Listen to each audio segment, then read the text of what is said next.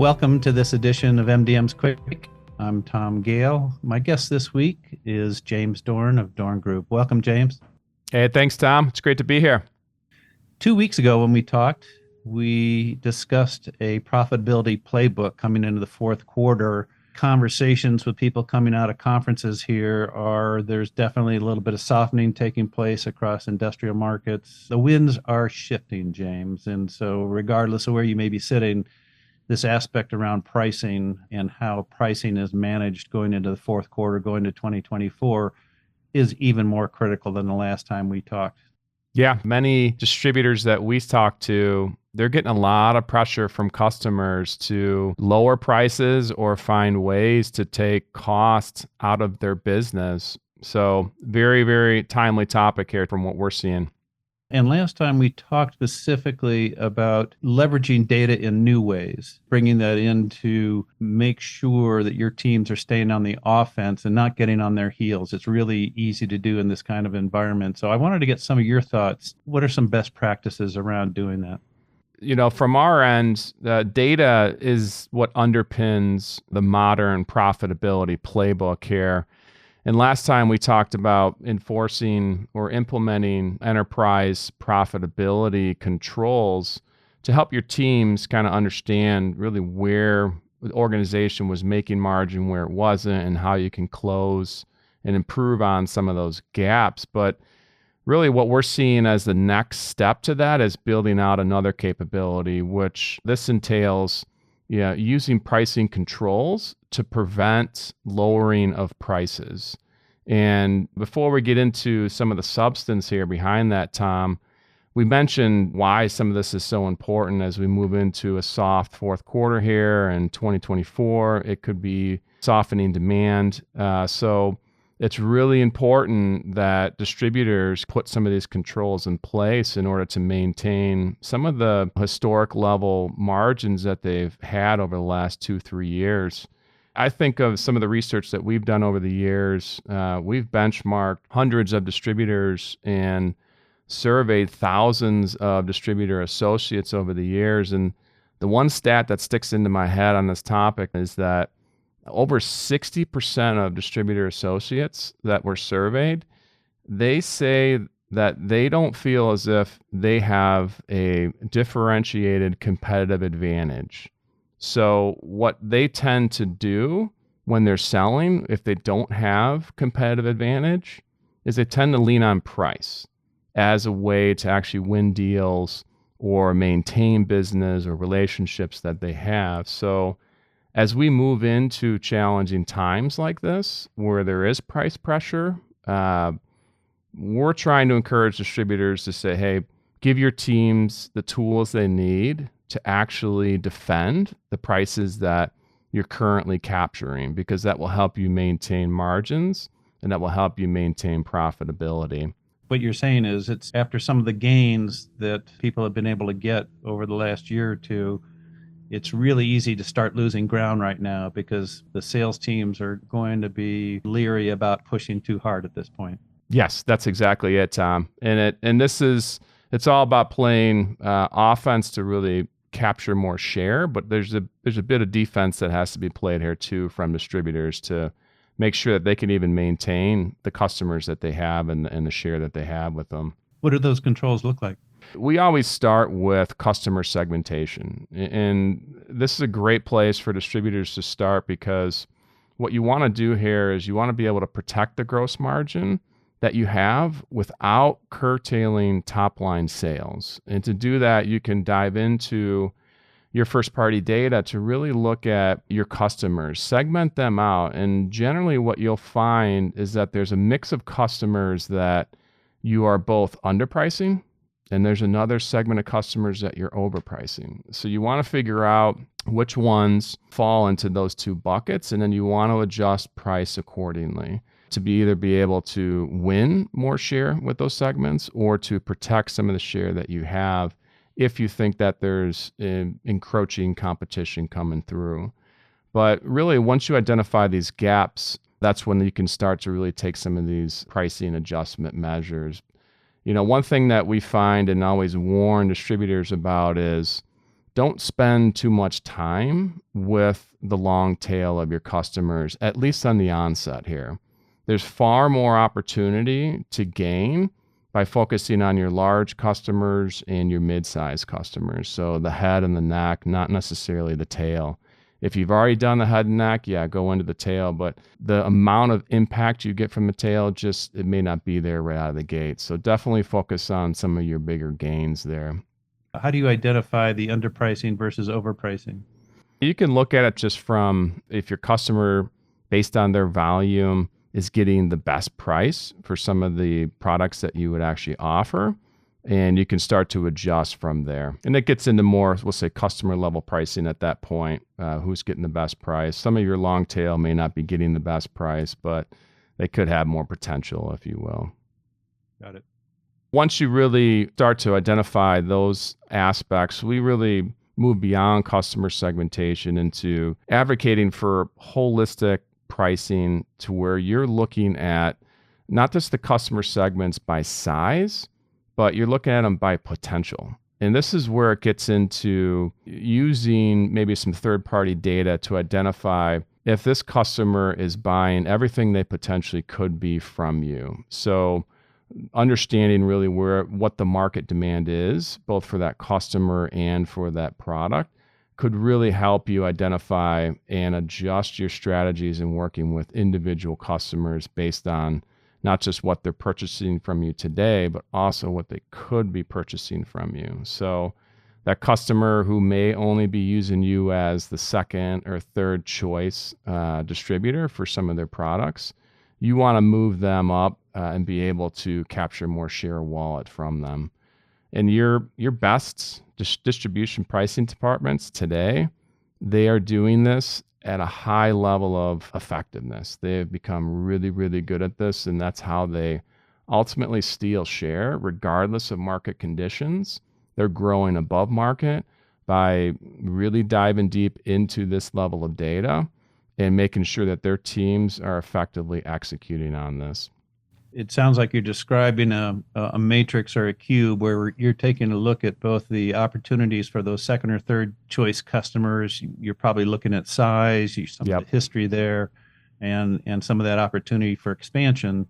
And at the same time, looking at some product categories that might also be add-ons to do some deeper penetration as well.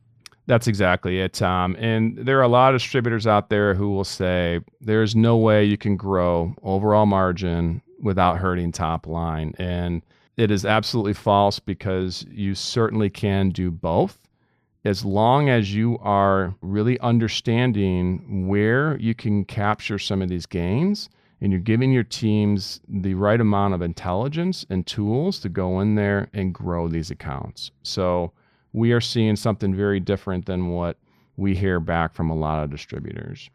Yeah. And it sounds a lot of this comes back to just basic focus. If you can identify where your highest yields are going to be, and like you said, don't get caught up in that sand trap of those smaller customers where your salespeople might be a little bit over focused on. Yeah, that's exactly it, Tom. Now, this is a great place to start, Tom, is that customer segmentation. Some distributors are more advanced than others in that area, but if you really want to get more advanced beyond just customer segmentation, that's when you can start to layer in product segmentation data. This is where you start to see your world change from what's possible from both growing top line and from maintaining your margins and profitability with customers. It entails a very similar process. Use that customer segmentation data as your foundation, but now start to really segment your products by A's, B's, C's, D's. And what you're looking at here is obviously your high moving items are the A items, your slow moving items are your D items.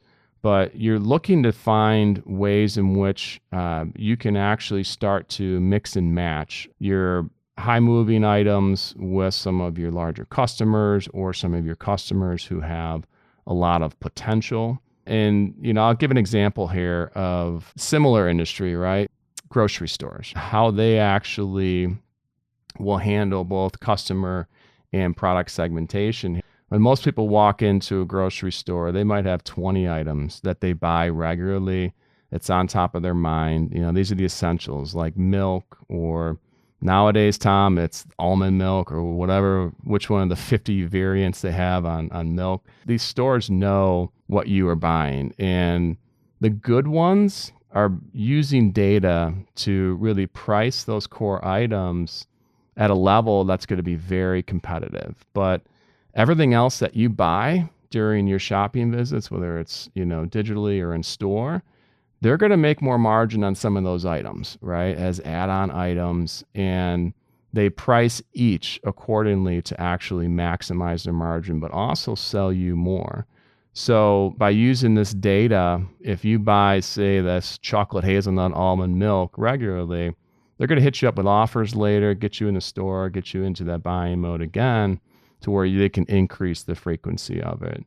But when you take this grocery store analogy, distributors, B2B distributors, especially in the industrial and commercial construction space, they're just starting to really layer this into their business from a capability standpoint, because what might be an A item to a distributor ship holistically may not be an A item to a customer of that distributor.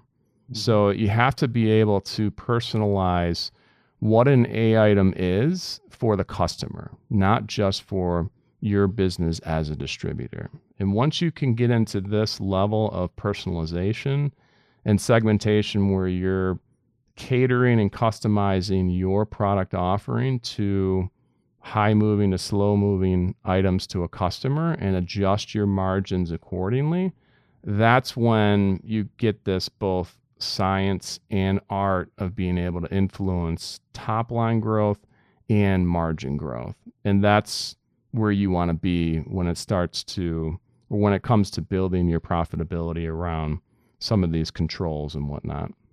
I think you must have skimmed some of my data, because I live in an area where there's 532 varieties of oat, almond, and just about virtually every other kind of milk. So, but no, from the consumer experience, certainly we've all had that experience, whether it be a Costco or some other retailer that's been very sophisticated in isolating and doing their research, and you go in and say, oh gosh, that's great, and they're zen masters at the pricing, because they know that they personalized it very much to the people that they know are walking in that front door. You're absolutely right, Tom. And at the foundation of all of this is data, right? And from what we've seen, to be able to do both customer and product level segmentation, overlay the two, and really stratify solutions around it, you need data, and you need a good mix of data too. And the beauty of this is distributors are already sitting on a gold mine of what I'll call first party data. It's their customer data, it's their transactional data. But really where this becomes more robust is when you can start to overlay data from other sources. So I'll use third-party data as another layer to bring in here, and that could help you quantify market demands at both a product level and at a customer level. And this will give you potential, and this will give you really transparent intelligence that you can use to go after individual customers. You can go after different territories. You can go after key customers by sales agent. So there's a lot of ways that you can use and arm your team with that third-party data. But even beyond that, one of the interesting things that we've been seeing emerge even more, Tom, is the use of second-party data. And to us, this is more of data that you would get from some of your suppliers. And this is where this is untapped in large part from what we're seeing, because it's very new, to where manufacturers are trying to share more of their data with their key distributor partners to do aggressive market development and to capture higher margins around key product categories. So they're sharing data such as not just leads, but like customer buying intent signals, information requests, what customers are doing on their websites and some of their properties and things like that. And that's where distributors can combine first party, third party, and some of the second party data to really put together a complete picture of where there could be additional opportunities to actually capture top line and bottom line. And speaking of transparency and the impact of data, that's the reason why your team and my team on December 6th, we've scheduled a joint virtual data analytics summit, 5 to 6 hours of content. We did a profitability summit in the summer. This one is really more growth and sales focused. We are going to be talking more about customer stratification and cost to serve analytics, also supplier stratification, some of the channel optimization pieces in terms of those partnerships and the power of that in terms of shared analytics around that, and finally the revenue growth pieces of this. And one of the key things that has emerged, and we talked about too at the last session, was really the aspects of this integrated sales channel, the digital with more of the hybrid sales models that so many people are adopting today. You're going to be very much contributing to that. And we're looking forward to that event, Tom. It's exciting to us because there's a lot of new people that are coming into this topic of data analytics. And historically, it would be relegated to either a finance department or a business intelligence department within both manufacturers and distributors. But we're finding that data is such a universal topic to where there is so much enterprise level data, if you look across your organization, that can fuel new ideas and data driven programs for increase in performance and revenue and profit. So we're seeing the likes of CEOs get more involved in these conversations, CFOs, VPs across the board, people that are running either different branches or different functions of the organization, really getting empowered by using data more in some of the strategies and programs that they're implementing. So if you're out there listening to this and you're not leveraging data to its fullest potential, show up to this event, because there's going to be, I guarantee, new things that you're going to learn as to how a lot of different functional groups are using data across the organization, both in manufacturing and in distribution.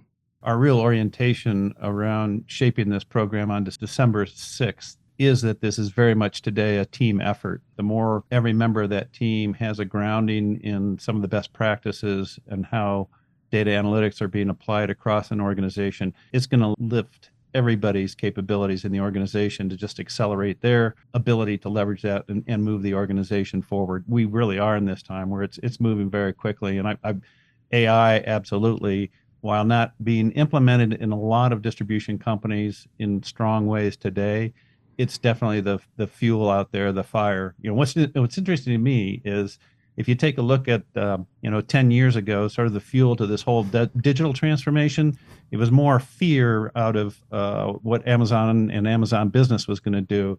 This time around data analytics, and I feel like we're right in the middle of this, and just it's about to launch.